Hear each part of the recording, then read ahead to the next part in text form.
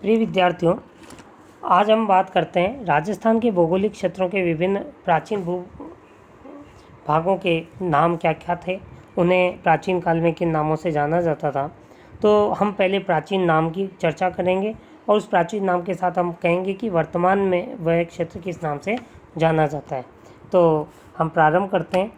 सबसे पहले हम प्रारंभ करते हैं तो जो एक प्राचीन नाम आता है वो नाम है योद्देई।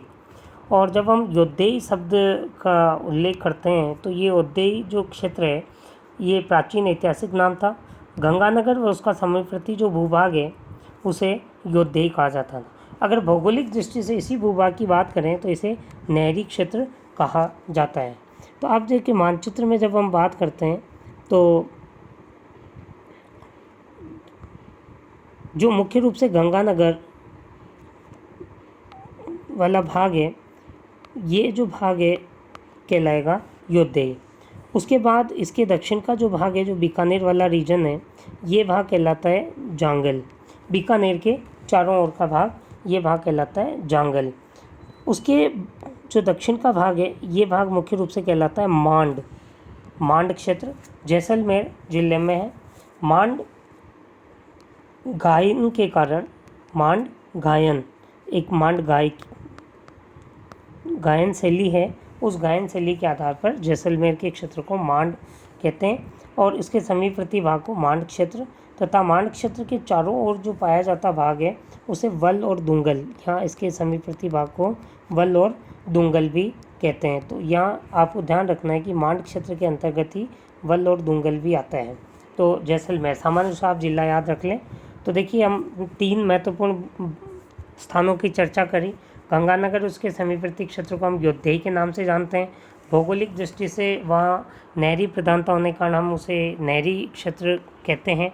बीकानेर के चारों ओर के भाग को हम जांगल कहते हैं। तब कि जैसलमेर में मांड गायन शैली की प्रमुखता होने के कारण एक प्रमुख गायक भी हुई थी जिनका नाम था अल्लाह जिलाबाई।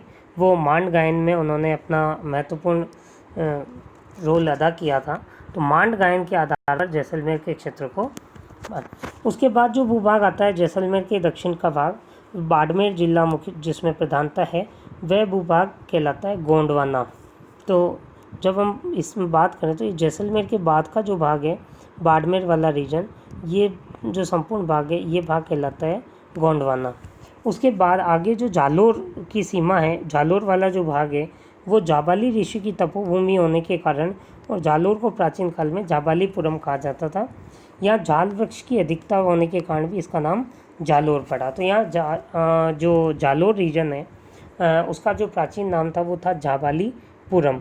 और जाबालीपुरम इसलिए कि वहाँ एक ऋषि थे जाबाली ऋषि, उनकी तपोभूमि के आधार पर जाल वृक्ष की अधिकता के कारण वर्तमान में इसका नाम जालोर पड़ा था। तो ये 2 महत्वपूर्ण फैक्ट हमें जालोर के बारे में या उस समीपवर्ती क्षेत्र के बारे में ध्यान में रखना है।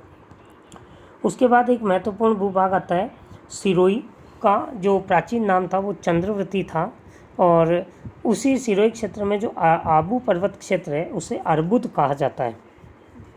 तो ये ध्यान रखना है हमें। देखिए छोटे छोटे क्षेत्रों में भी अलग अलग से नाम हो जाते हैं कि आप अलग अलग। अब ये जो सिरोही क्षेत्र है इसमें जो आबू रीजन है आबू रीजन मुख्य रूप से अर्बुद कहलाता है तथा सिरोही का जो प्राचीन नाम था वो कहलाता है चंद्रवती। इसके बाद जो गुजरात की सीमा से डूंगरपुर और बांसवाड़ा का जो सटा हुआ भूभाग है वह कहलाता है आदिवासी भाग। बोली के आधार पर वागड़ कहलाता है। तो ये जो भाग है वागड़ कहलाता है। इसके समीपवर्ती भाग जिसमें डूंगरपुर जिले का भाग जो प्राचीन राजनीतिक दृष्टि से मेवल व देवलिया कहलाता था। उदयपुर के और डूंगरपुर और बांसवाड़ा का जो समीपवर्ती भाग है वह मेवल और देवलिया के नाम से जाना जाता था।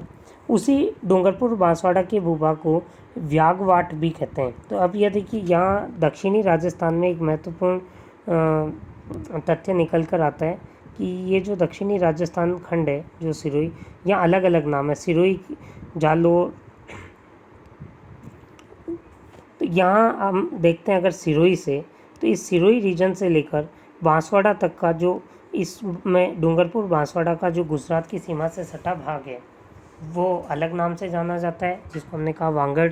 उसके बाद जो डूंगरपुर ज़िले का जो भूभाग है वो मेवल और देवलिया के नाम से, डूंगरपुर बांसवाड़ा का जो भाग है वो व्यागवाट के नाम से भी जाना जाता है।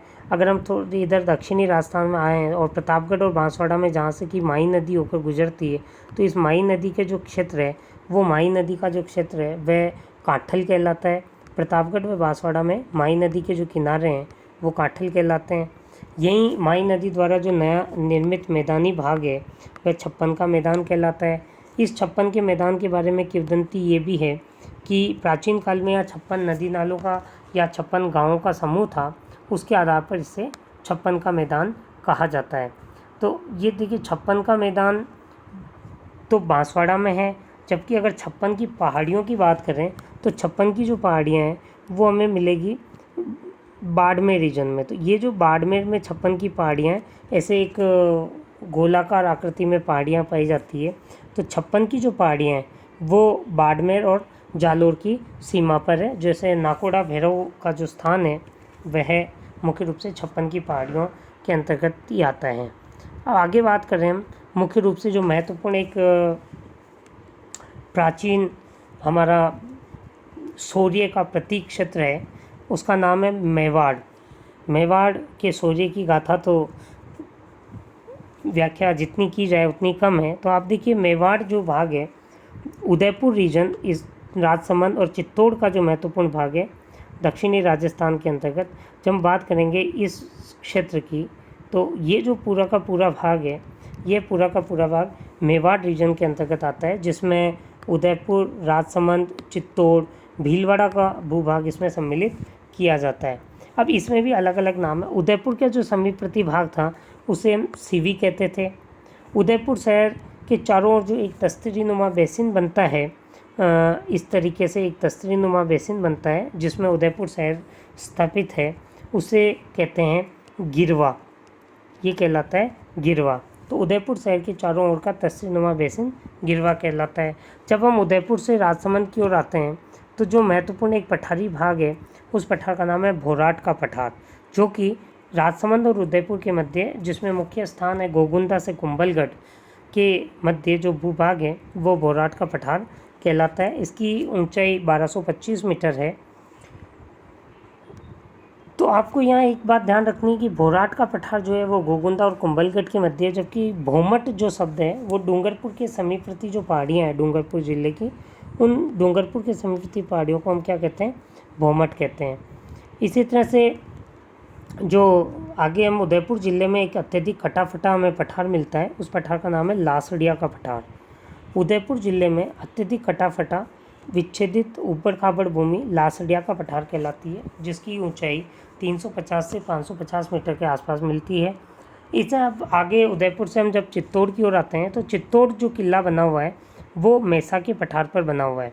तो जो चित्तौड़ की किले की जो भूमि है वह भूमि मेसा का पठार कहलाती है। इस मेसा के पठार का निर्माण सामान्यतः ज्वालामुखी उद्गार के आधार पर माना जाता है। इसकी जो औसत ऊंचाई है वो 650 मीटर मानी जाती है।